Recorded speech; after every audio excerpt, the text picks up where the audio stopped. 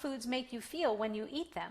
Because for some of you, it might just be dairy. You notice as soon as you eat dairy, you're playing a trumpet out the wrong side of your body. Right? You're noisy. That's not normal, guys. It's not normal. There's a certain amount of gas that's normal every day, but when it's really gassy, that's your body going, we don't really like this, but we'll keep doing it, but it's not helping us. So you can pay attention by just, what is it that I ate today? How did it make me feel? You'll know within 30 minutes to 2 hours of eating something. Did it make me brain foggy? Did it make me tired? Did it make me sleepy? Did that actually feel good? I like that. And y'all, this is not, I love you all, and I know you can go to a nutritionist and do all those things. I'm not against them, but before you go spend money, go spend time with a good physician, the Holy Spirit. Just get intentional. Get like investigative. No shame. It's just information so that you can make a change. Oh, by the way, when it comes to food intolerances, this is fascinating. Did you know that if you eat food while you are in distress, your body then begins to code that food over time as a stress causer. So it becomes a food you are allergic to. Yeah. So how many of us eat our feelings? We feel bad, we feel shame, and then we actually go do the thing with that food, and then that food becomes the gun to our body that begins to hurt. So the environment, it goes back to environment. God is so environmental. All that's within you belongs to him. Heart, mind, soul, strength. So when you think, feel, and choose with him, it will hold a garden of peace inside of you. And your gut will have a healthy atmosphere. But when you don't, and you turn to other things to try and comfort yourself rather than the comforter, those things can boomerang and actually become the very thing you once loved now hurts you. I mean, it's a kind way of God to go, okay, it's rebellion, and that's eventually going to hurt you, so you can come to me. Years ago, when my marriage was terrible, I was so stressed out. I was so angry at God. I was just sideways. It was crazy. It's part of my story. Some of the foods that I ate, healthy, eggs, some nuts, tomato, things that I would eat every day, healthy. They became the very thing that was destroying my gut. I had to go get a blood test. So that's another thing you can do, is actually just get a food intolerance test. You'd have to look around. I bet you can go online now. I'm sure there's so many places now that are trying to circumvent doctors, because doctors don't give us the information we want. So you can go somewhere, get the test you need to find out, what are my foods that I'm intolerant of? And I was like allergic to everything. I'm like, what am I going to eat? Because everything I was eating under that stressful time of my life was hurt. I just could not process it. But here I am years later, and paying attention, healing, doing my work, doing my forgiveness, my husband, all the things, all the multi-layered things. And now I have no more food intolerances. Although gluten is not my friend, so I kind of stay away from it. So that's just for me personally. You can find that out for you. So that is going to come under bloating. The other thing inside of bloating, dehydration. Let's take a drink, everyone.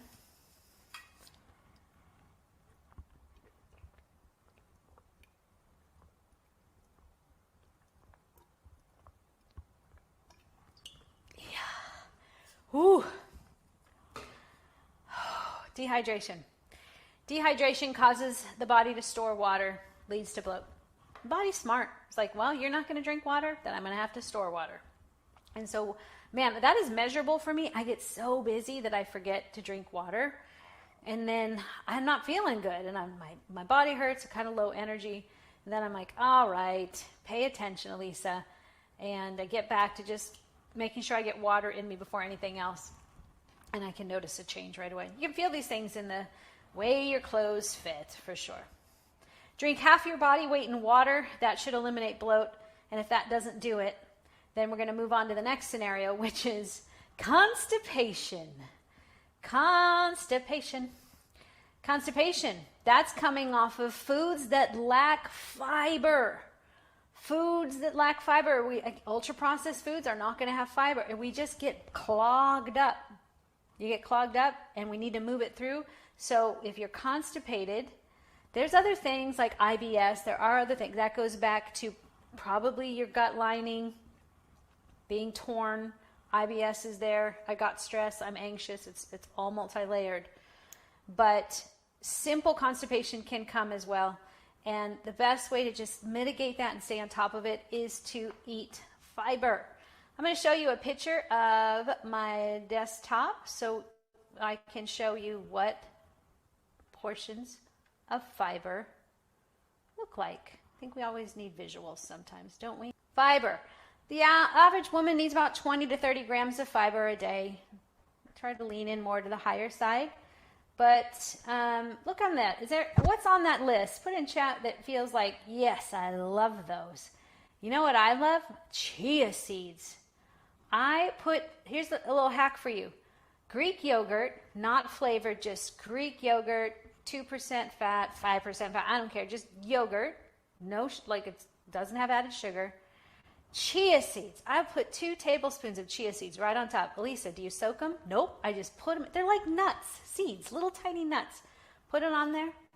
Add some almonds on top if you want. Some berries. Look, we got 6.5 grams of some berries to get some fiber in there. And bang, zoom. Yeah, your fiber intake. Consider trying to get that up 20, 30 grams daily, and potentially, and by the way, ease into this. If you do too fast too soon, you're going to be tooty again. You're going to join the band in the brass section. Green pear, carrots, Brussels sprouts. What do you like on that list, everyone? What are you having for dinner tonight? What can you throw in there? That's the other thing. At every meal, what can I throw in? Last night, I made a salad for my husband and I. We had some little chicken cutlet things, and I'm like, gosh, so I have a salad. I thought I'm going to throw some chickpeas on there. I knew it would be some good fiber. Of course, avocados, almonds. There you go. These are some good, friendly foods for you to consider. These aren't the only ones, so look up. Get more fiber. What fiber is prebiotic. So a probiotic is something you can take for gut health. If you haven't done one, consider it. It's a simple kind of catch-all. We have vitamins that we take every day. A probiotic is a good one for your gut health. Make sure it's a reputable one. Amazon is kind of hit or miss, y'all. You never know what you're going to get on Amazon, but a probiotic goes in there and helps clean out whatever's going on, helps create defense in your gut to help with any of that unwell microbiome. But a prebiotic is something like fiber that is going to kind of help kind of prepare the gut at the same time. So pre and pro. Okay. Now we're going to talk about fat. So I'm going deep down in to out. Deepward in is your digestion. You got to deal with your digestion. Something could be off, and that could be creating your bloat, your constipation, all these other things. But now let's talk about visceral fat and subcutaneous fat. What's going on with that? Got a picture for that as well. So there's types of fat. There's visceral fat, and then there's subcutaneous fat. Y'all, the dangerous one is the visceral fat. Visceral fat is occurring inside the organs themselves. You can see there inside it's coming around the intestines. It's starting to burrow itself anywhere it can find a place to go, because subcutaneously, which means above, subcutaneous means below the skin.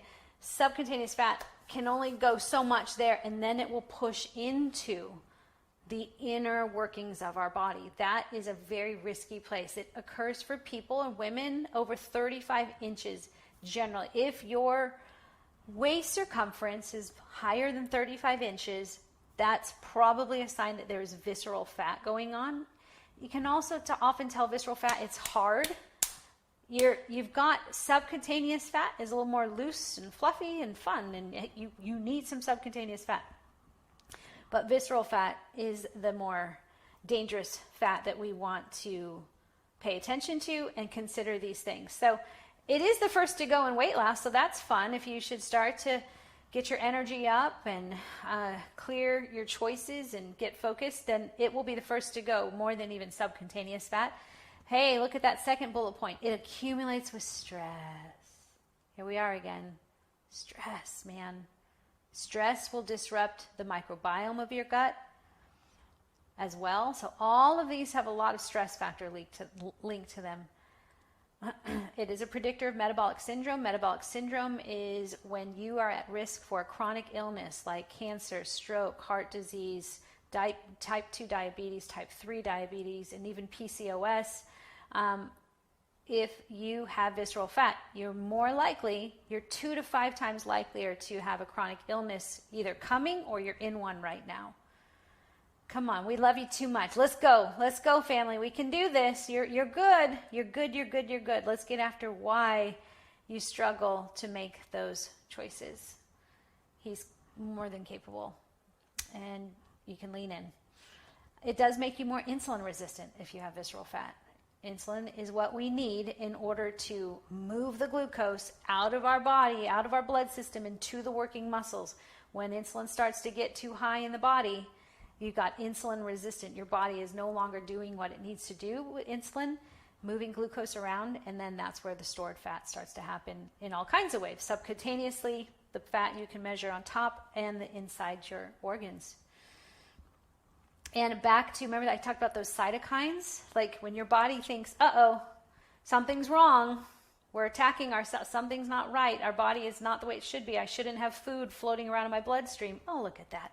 I shouldn't have fat inside my organs. Send out some workers. Go fix the problem. Those cytokines go to try and fight the fire of your body, which only creates more fire, more inflammation in the body. Visceral fat.